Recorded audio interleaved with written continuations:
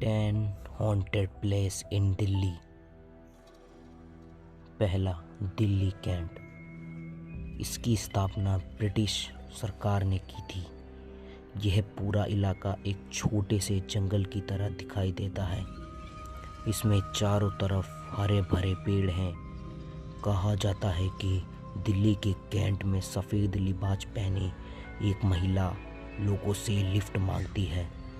अगर आप आगे निकल जाते हैं तो यह महिला कार के जितना तेज भागकर पीछा करती है। बहुत से लोगों ने उसकी पुष्टि की है देखे जाने की। हालांकि आज तक किसी इंसान को नुकसान नहीं पहुंचाया गया है। लोगों का कहना है शायद से किसी महिला ट्रैवल की आत्मा है जिसकी मृत्यु इसी इलाके में हुई थी। सेकंड, फिरोजशाह कोटला किला। 1354 में फिरोजशाह तुगलक द्वारा बनाया गया यह किला आज पूरी तरह खंडर हो चुका है। आसपास के लोगों की माने तो यहाँ हर गुरुवार मोमबत्तियाँ और अगरबत्तियाँ जलती दिखती हैं।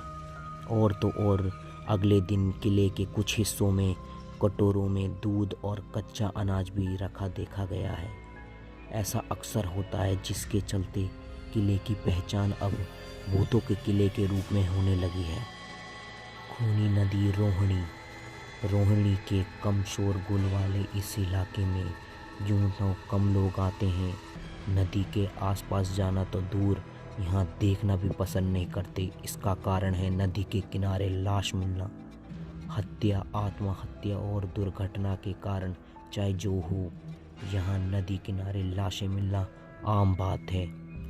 यही कारण है कि लोग इस डरावनी जगह में आने से डरते हैं। यहाँ कहा जाता है जो लोग मरते हैं उनकी आत्माएं भटकती हुई दिखती और तरह तरह की आवाज़ें आती हैं। फोर्थ, मलछा महल। मलछा महल दिल्ली के दक्षिण रीच के पहाड़ों में छुपा है। इसका निर्माण आज से 700 साल पुराने पहले फिरोजशाह तुगलक ने करवाया था।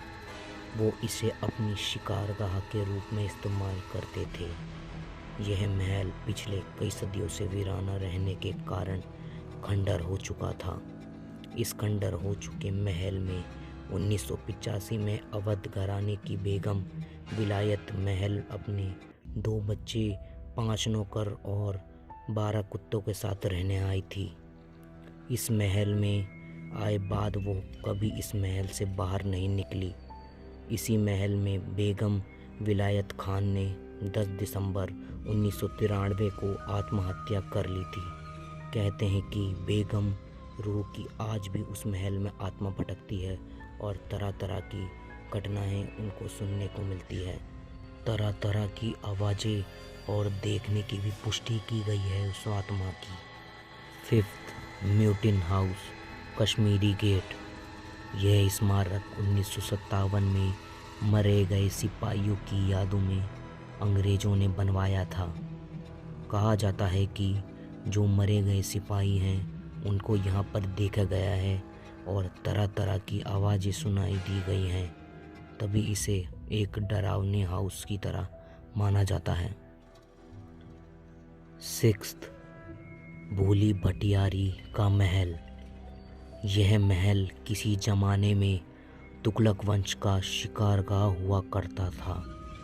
इस महल का नाम भूली भटियारी इसकी देखभाल करने वाली महिला के नाम पर पड़ा था। अंधेरे होने के बाद यहाँ परिंदा भी पर नहीं मारता। अक्सर सुनाई देने वाली अजीबोगरीब आवाज़ें यहाँ माहौल को और भी डरावना बना देती हैं। Seventh, Sanjay one. 10 किलोमीटर में क्षेत्रफल में फैला इस इलाके में बच्चे की आत्माएं दिखने का दावा किया गया है। जो अक्सर खेलते हुए बच्चे को देखा गया है। अंदर से यह जंगल घना और डरावना भी है, जिसके चलते यहाँ लोगों का दिखना तो दूर, यहाँ लोग जाना भी पसंद नहीं करते। 8th, करबला कब्रिस्तान। जैसा नाम वैसा कब्रिस्तान।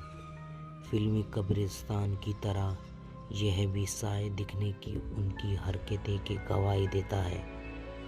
लोगों ने यह बताया कि यहाँ पर आत्माएं दिखती हैं और अलग अलग आवाज़ें आती हैं, जिसके चलते यहाँ पर और भी खतरा बढ़ जाता है। 9वां, जमाली कमाली का मकबरा और मस्जिद। यह मस्जिद दिल्ली के मेहरौली में स्थित है। कहा जाता है कि 16वीं शताब्दी के बाद सूफी संत जमाली और कमाली की कब्र मौजूद है। इस जगह के बारे में लोगों का विश्वास है कि यहाँ पर जिन रहते हैं। कई बार लोगों को इस जगह डरावने अनुभव हुए हैं। सूफी संत जमाली लोदी हुकूमत के राजा के कवि थे। इसके बाद बाबर और उनके बेटे हुमायूं के राजा तक उनकी जमाली को काफ़ी तवज्जो दी गई थी। माना जाता है कि जमाली के मकबरे का निर्माण हुमायूं के राज के दौरान पूरा किया गया। अकबर ने 2 संगमरमर की कब्रें हैं और एक जमाली की और दूसरी कमाली की। जमाली कमाली मस्जिद का निर्माण 1528 और 1529 में किया गया था। यह मस्जिद लाल पत्थर और संगमरमर के बनाया गया है। 10वां, खूनी दरवाज़ा। मुग़ल शासक के बाद जब अंग्रेज़ों का शासन आया तो यहाँ पर मुग़ल शासक के बहादुर शाह जफ़र के 3 बेटों की हत्या कर दी थी अंग्रेज़ों ने।